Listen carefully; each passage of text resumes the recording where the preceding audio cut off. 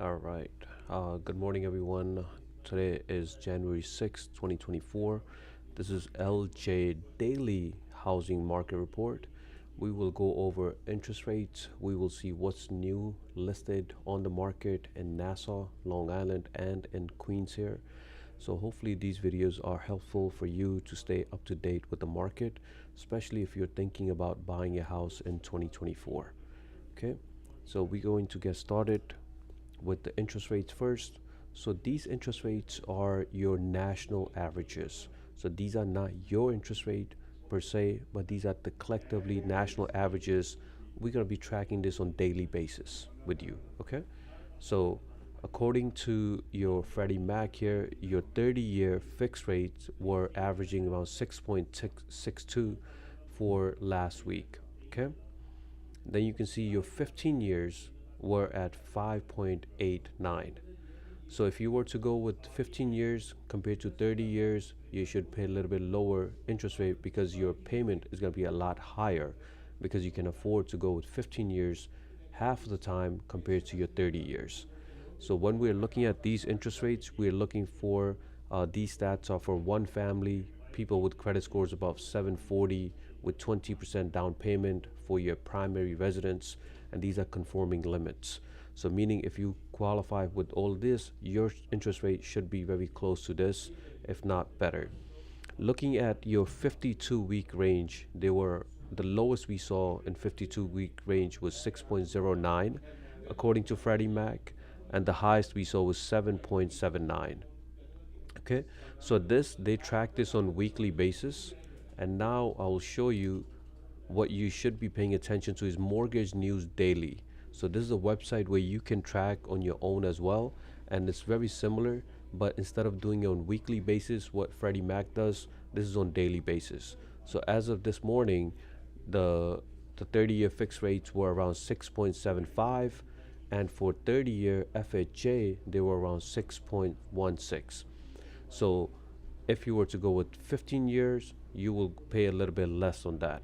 Okay, so you guys can see here that these interest rates again for a single family credit score 740 or above with 20% down payment, and for primary residence.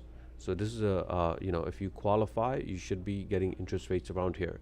If your loan officer says, hey, today's interest rates are 8%, that's a problem. Or if someone says I can give you 5%, you should question that. So if the national averages are 6.75, you should be getting interest rates close to that if you do qualify with this criteria. Okay, always shop around, get a different loan estimates. You can get a loan estimate from 3 different people. You should go to at least 2 or 3 different loan officers so you can see which one you want to go with and compare them three. Okay, next let's talk about your affordability. If the interest rates are averaging 6.75, if a person is making $75,000 and their down payment is $80,000, their monthly debt is $250, and the interest rates, as we mentioned, 6.75.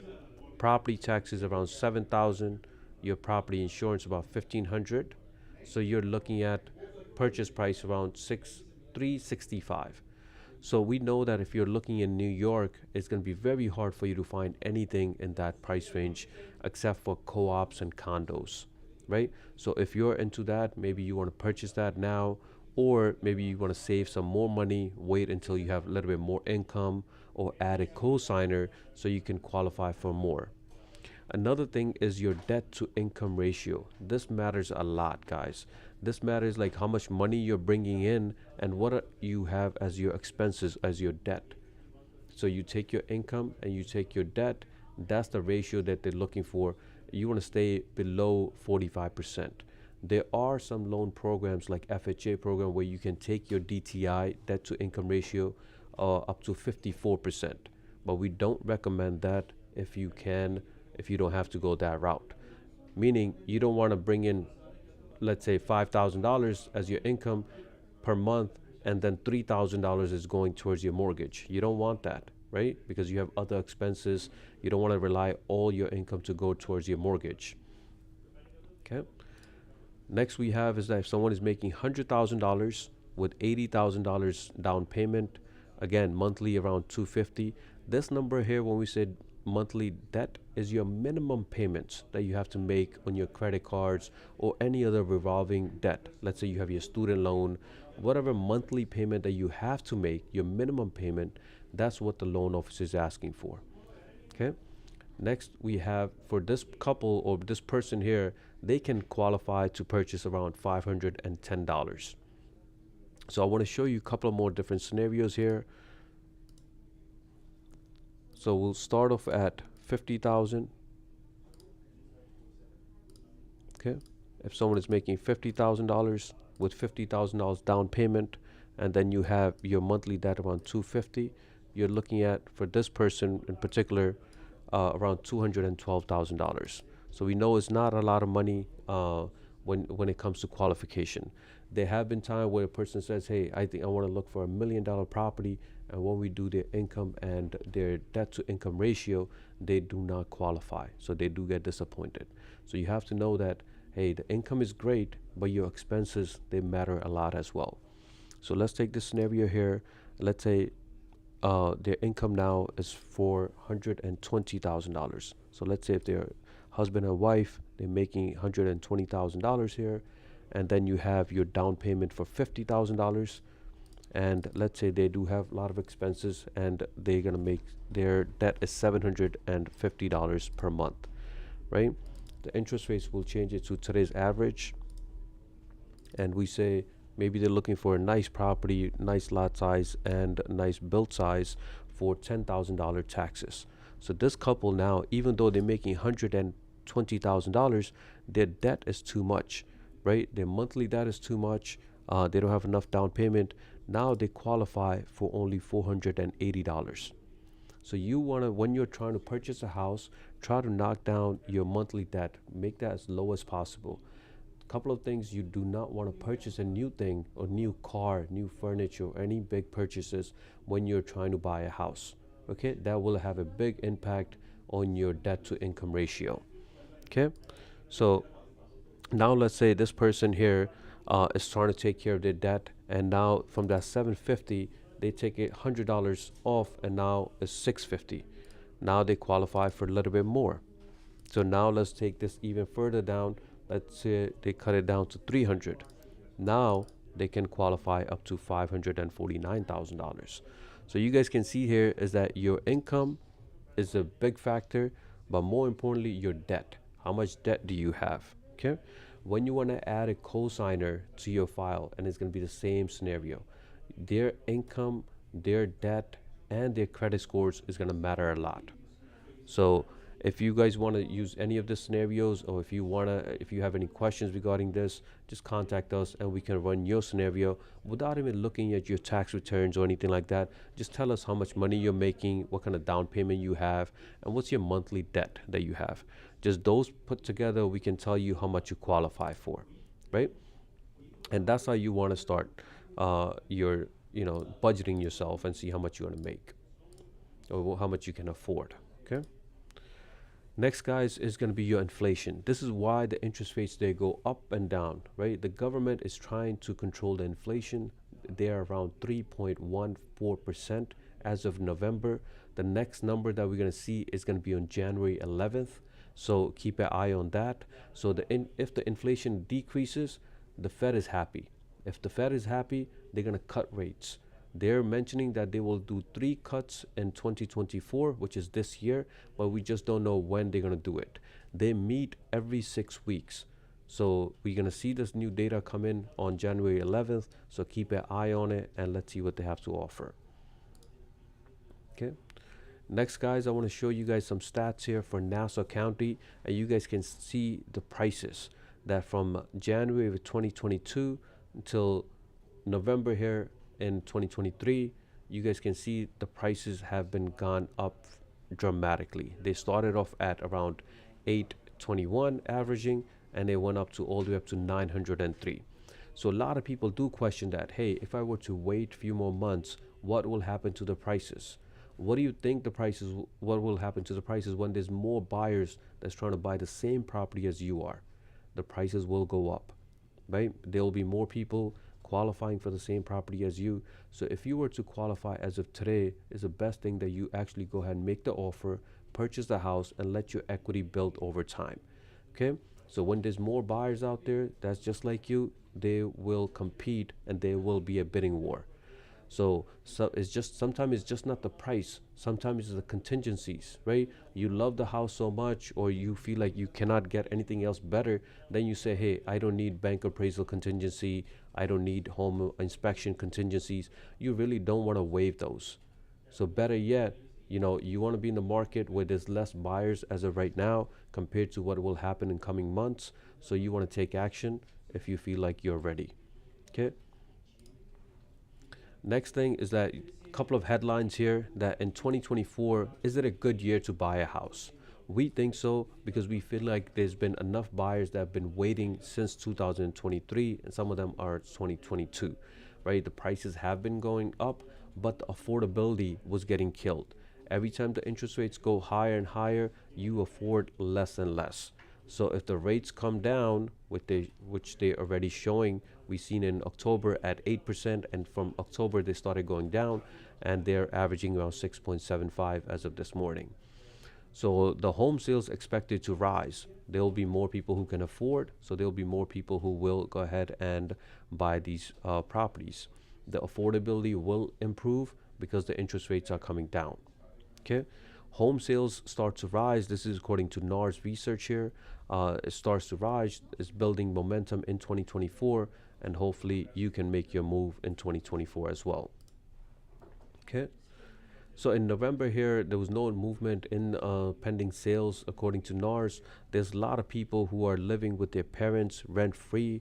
So they don't want to make that move right now, which is perfectly fine. If you can afford to stay with your parents as long as possible for free, why not do that? But if you feel like you have a solid income, you're starting, about to get married, or you're not gonna be living with your parents, you will be buying your house.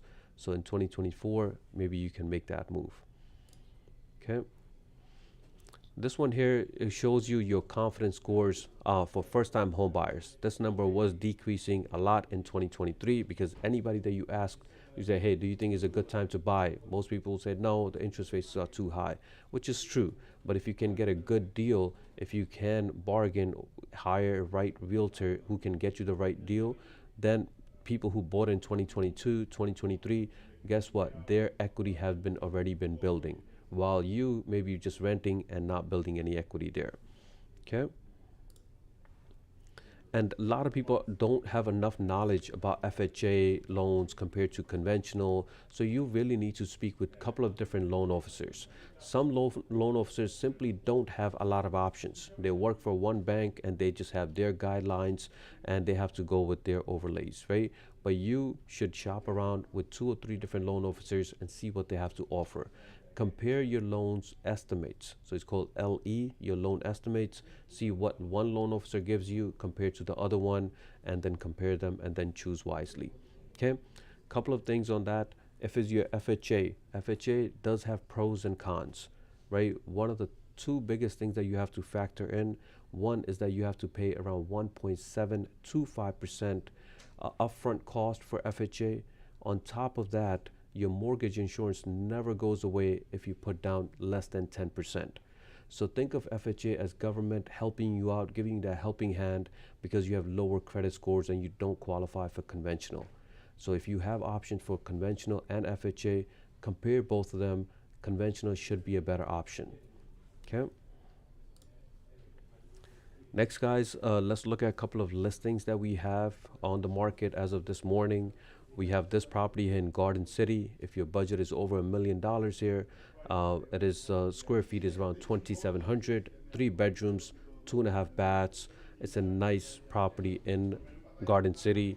If you guys want to see this, we have about 60 agents here that can help you guys out. So, let us know. Second one we have is in Franklin Square. This property is listed for $575, 4 bedrooms, 3 bathrooms.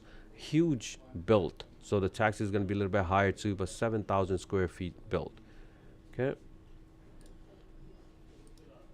Next we have is in Elmont. This is a brand new property, 3 bedrooms, 3 bathrooms for $749 here.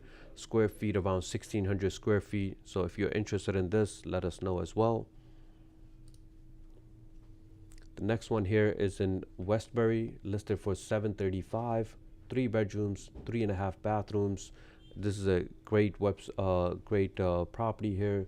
So listed for on the lower end. So there will be some listing agents who there's two different strategies to list a property on the market. One is to put it on the lower end so you can have more eyeballs, so there'll be a bidding war, or people will put it on the higher end so there's some negotiation room. Okay, so this is a mother-daughter setup, so this is great. So if you're looking for a mother-daughter property in Westbury, let us know. Next one here, this is a great for investor. This is in Valley Stream, listed for 485. This has 4 bedrooms, 2 bathrooms, over 400 square feet, 4,000 square feet of lot size. So a great investment property. It looks like it needs work. So we can only see, when we actually go see the property inside. So if you are interested, let us know and we can show you this. Next one here is in Valley Stream here. This is a commercial property listed for 825. This one is a mixed use. So on the first floor, there's a business, and then we have some apartments on the second floor. Again, if you're interested, let us know. The next one here is in Elmont as well, listed for 799, 4 bedrooms, 2.5 bathrooms, 2,100 square feet. So nice lot size, nice build size. So if you're looking for a nice property here, it looks spacious, let us know and we can show you this property inside. Okay. Next one here is in Queens here, South Ozone Park, listed for 970, 4 bedrooms, 2.5 bathrooms, great lot size. It's a good build, 2,100 square build. So if you're interested, it's less than $1 million, let us know. Another one here is in South Ozone Park. This one shows no access. If you see there's a property for no access, that means either the tenant is giving issues to show that property. If you're a first-time home buyer, you want to stay away from these type of properties. You do not want to be under contract where you have no idea what the property looks like inside, and you basically you're going in the blind. You don't want to do that. You want to, if it's a first-time home buyer, again, this might be great for investor. They might have the patience and they have the right connections to get these tenants out. But if you're a first-time home buyer, we do not recommend these type of properties. Okay. Another one here is in Richmond Hills, 4 bedrooms, 3 bathrooms, listed for $869 here. Will be delivered vacant. That's what you want to see. That's what you want on the contract. So as a first-time home buyer, so you don't have any issues when you have the keys at the closing table. Okay.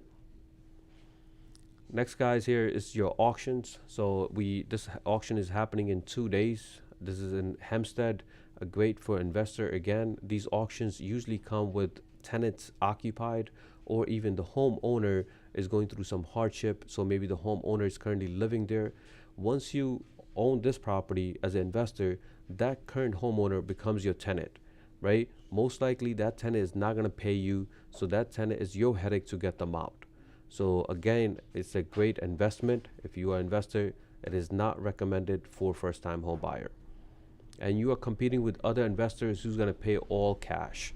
So it's a lot of things involved when it comes to these type of properties. Okay. Next, guys, if you're looking for any commercial properties, you can go to loopnet.com. We can show you properties for commercial, businesses for sale, warehouses, empty lots, anything you guys need, we can help you out with that too. Okay.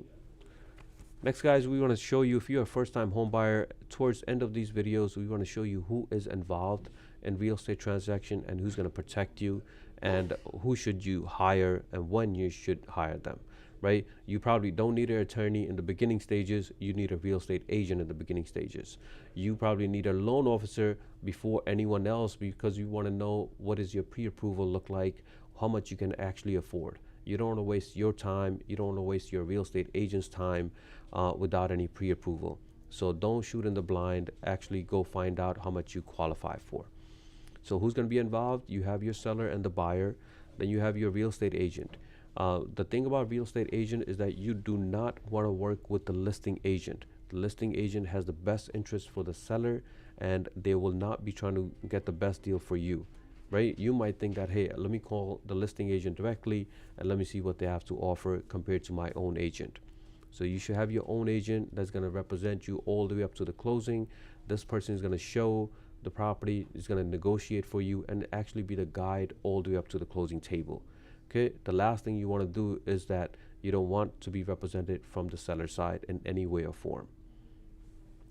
Your loan officer can really break or make your deal. There are some, banks out there that will take a long time to close a deal.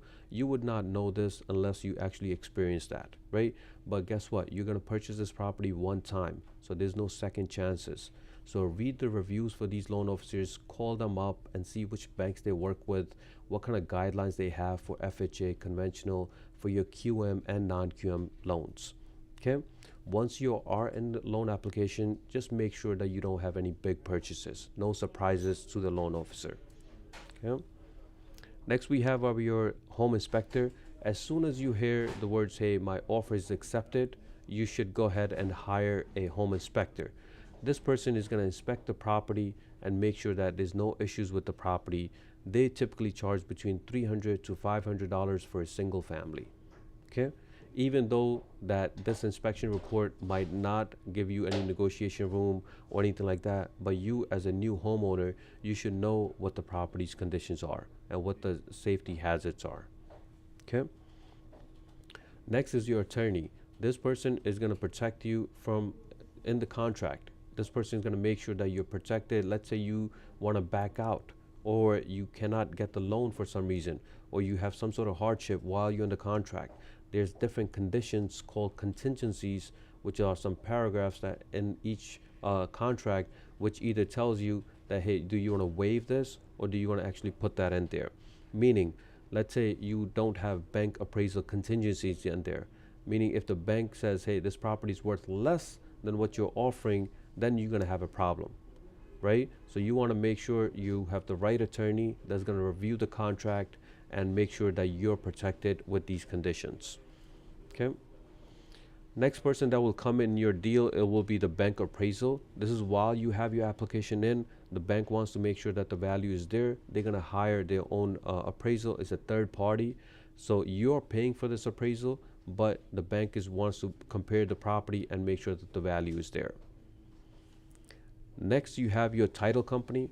Your attorney, as a buyer's attorney, is the one who's going to be hiring a title company for you, and they're going to check and make sure that the ownership for this property, there's no liens, there's no open permits, there's no violations on this property. So when your realtor is putting in the offer, he or she has no idea what is really going on the back end, right? Only the title company will do a research. They don't just go back 1 or 2 years. They go back many, many years, 60 years, 70 years, really depending on the title company. They go many, many decades to make sure that there's a clean title. As long as you hear clean title or clear title, that's what you want to hear, that there's no issues with the ownership, liens, open permits, violations. We have a clear title so we can move forward. Okay. Next person you need is a surveyor. This person is going to come in and make sure that the boundaries and the dimensions are correct. So if you're purchasing a house that says 40 by 100 lot size, this person is going to make sure that you are getting 40 by 100 lot size, right? If there's any fence that's more towards the left or the right, leaning towards your neighbor, you want to get that fixed before the closing. You don't want any disputes after you have closed a deal, because you will not be able to connect with the current home owner because that person is already gone. So best thing to do is to do it beforehand. And one of the last person that comes in is going to be your home insurance agent. This person is going to protect your property after you have closed the deal. So it's going to protect you from fire and other perils depending on which type of policy that you get, but your bank will require that. Okay. And one of the most common questions that we get for the home insurance is that, hey, if I have an escrow account, why am I paying upfront? So just remember, the first time you're getting home insurance, this is before the closing. It might have the closing date, effective date on it, but you're paying that out of your pocket. It will be listed on your closing disclosure, but you're paying that from your pocket. Now, when the renewal time comes, this is when your escrow account will pay this off moving forward until you have that escrow account. Okay? Just remember the first one you have to pay from your pocket, the renewal one, the bank will pay from that, from your escrow account. Okay? All of these people are very, very important to you. You want to make sure that you work with people who are professional, that will answer your calls, test them with text messages, and see if they will reply. If their schedule is too busy for you now, when you are in a transaction, they're going to give you a hard time too. You want to be very friendly with them. Make sure that you understand everything before you sign any documents. Okay. All right, guys. When it comes to your budget, just remember you need your down payment and you need closing cost. A lot of people forget about the closing cost. They say, "Hey, I have already have 3.5% down payment for FHA. I heard I can get a loan for 3.5%." Yes, you can, but you also need closing cost. So make sure you have saved enough for your closing cost, which is another 3 to 5%, and your down payment, which is depending on what type of loan you're getting. Okay. If any of you guys are real estate agents working with other companies out there, check out LJ Realty team, guys. We have a commission structure that is unbeatable. There's no way you can compare our commission structures with anybody else. And then you can see what the difference is. If you're an agent, we have 4 levels here. But the first one that we start you off at 80%, you close 5 deals on that, then 85%, close another 5, and then you're at 90%. You stay at 90% forever. It does not reset, it does not go back or anything like that. So once you're at 90%, as soon as you have completed 8 deals in 12 months, so you have to do it within 12 months, you'll be at 100%, paying $5.99 per transaction. So great features that we have, great tools that we have for realtors. So if you're watching as a realtor, please connect with me so I can show you the detail. We have about 16 loan officers here as LJ Mortgage team here. So if you guys are interested, getting pre-approvals, let us know and we can help you out as well. Okay. So here's a couple of guidelines for your FHA, your conventional and no income check loans. Credit scores are very, very important. Credit scores show your lender that, hey, you have been taking care of your business. You have been taking care of your credit card debt. You have been making payments on time. There's no issues there. So your credit scores matter a lot. So if you want to go with FHA, if your credit scores are 580, below 620, you will not have any other option but FHA. So you can go with FHA now. But if you can improve your credit scores to 620, then you are eligible for conventional.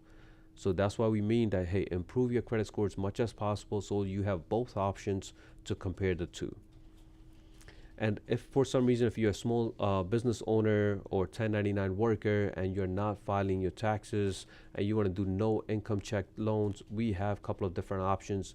One is called DSCR. One of them is called bank statement loan. So, but your credit scores have to be a lot better than FHA or conventional. So we are looking around 700. So even if they're around 690, we can get it done. But you want to strike for 700 or more.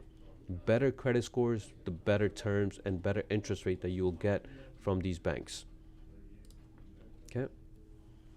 So I want to go with a couple of different scenarios here with you guys. So maybe a couple of you guys do fall into this. So one of them is says, hey, if I'm a teacher working for 16 years, making $71,000, my middle score, right, it's going to be 649. My down payment is $50,000.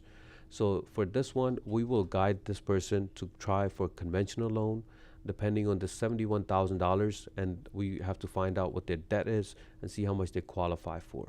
Maybe they have to add a co-signer to this deal, but because of their credit scores, they should go with conventional loan. Okay, so if you have a couple making $176,000 per year, wife makes around $98,000 on W-2, husband makes around $78,000 on 1099, wife's middle score is 571, husband's credit scores is 611. What options do we have for them? Right? Because FHA requirement is 580, as we showed you, if they want to include wife's income, which is a lot, $98,000, I'm pretty sure they want to add it, guess what? They don't qualify for FHA right now. They don't qualify for conventional. So they have to sit back and make sure. Couple of options is that, hey, what can we do for wife's credit score? How can we improve that? Because she has good income, but we cannot use this income if her credit score is at 571, right? So your situation might be same or similar to this one. If you can improve your credit scores much as possible. If you have credit card debt, start with the smallest one, try to clear that up quickly as possible, and then move on to the next debt. Okay. So this person here, he owns a small business here. Owns a pizza spot. He's been a business owner for 4 years. He makes around $83,000 per year, which is net. Credit score is 680. Down payment 10%. But he's looking for $1 million property in Long Island. So just by looking at his income, we know that we need more income. This person either can add a cosigner and see how much they would qualify for, or this person can just purchase a property that's going to be a lot less than $1 million. If they want to go with non-QM loans, we have those options as well. Okay. So these are the difference between FHA and a conventional loan, guys. Here, FHA credit scores 580, conventional 620. FHA down payment 3.5. Conventional, we have a couple of options where you can put down even lower than 20%, as low as 3%, depending on the program that you go with. Closing costs are similar, between 3 and 5% for both of them. Okay. Your mortgage insurance for FHA never goes away if you put down less than 10%, or it does go away after 11 years if you put down 10 or more percent. But just remember, for FHA, you're paying 1.5 or 1.75% extra to be added, and it can be financed. Okay. On the other hand, for conventional, if you hit 20% equity at any time, you can call your lender and say, hey, I hit 20% equity, remove my insurance, the premium for the insurance, and they will do that. If you don't take any action, the government requires that your lender automatically cancels this, but they can wait up to 2 additional percentage at 22% equity. So the best thing to do is keep your eye on it. When you're about to hit 20%, call your lender and get that removed. Okay. Again, we mentioned that there's a conventional program where you can put down 3% down payment. So if you can't put that, how can not everybody's getting this? This is the biggest thing. This is the biggest factor, that your income has to be 80% of your area medium income. Meaning, if your area medium income is $100,000, you have to make less than $80,000. So let's say you make $79,000, then you qualify for Home Ready or Home Possible conventional loan, and you can go with 3.5% or 3% down payment. Okay. Again, if you want to go with these two programs, you have to take a mandatory home ownership education program, very short form program. It teaches you all the responsibilities that comes with home ownership. Okay. All right, guys. And for your bank statements or DSCR loans, when we say DSCR, it means debt service coverage ratio. You don't have to show any statements in this one. You don't have to show your taxes. No, all we're looking for is your property's rental income, right? It has to be more than what your mortgage payment is. So let's say your mortgage payment is $4,000. Your income, rental income that's coming for that property, has to be more than $4,000. It cannot be for primary residence. It's for investment only. Okay. For you would need solid credit scores, 20% down payment, and just know that when we talking about non-QM programs, there is a prepayment penalty. So you want to discuss that with your loan officer and see how much that is. Okay. And if your loan officer is telling you guys that, hey, let's buy down your rate, right? See if it makes sense. If your original rate is at 7.25 and they're saying let's buy down at 6.75, but it's going to cost you $4,000. But if the savings is going to be only $82 per month from 7.25 to 6.75. See how long it's going to take you to get that money back. You're already giving them $4,000 to save $82 per month. So it's going to take you 48 months, which is 4 years, to get that $4,000. Don't you think you're going to refinance within 4 years? So why pay that $4,000 initially? Right? Again, your loan officer can discuss that with you. Just make sure when it comes to buying down, see if it makes sense. Sometimes it does sound nice that, hey, instead of getting 7.25, I'm getting 6.75, right? But truly see if it makes sense for you. Okay, guys, that will do it for today. We will come back tomorrow for about half an hour. Again, same thing, showing you guys the interest rates, showing you guys what's on the market. So this has been your LJ Daily Housing Market Update. Thank you so much for joining. Take care.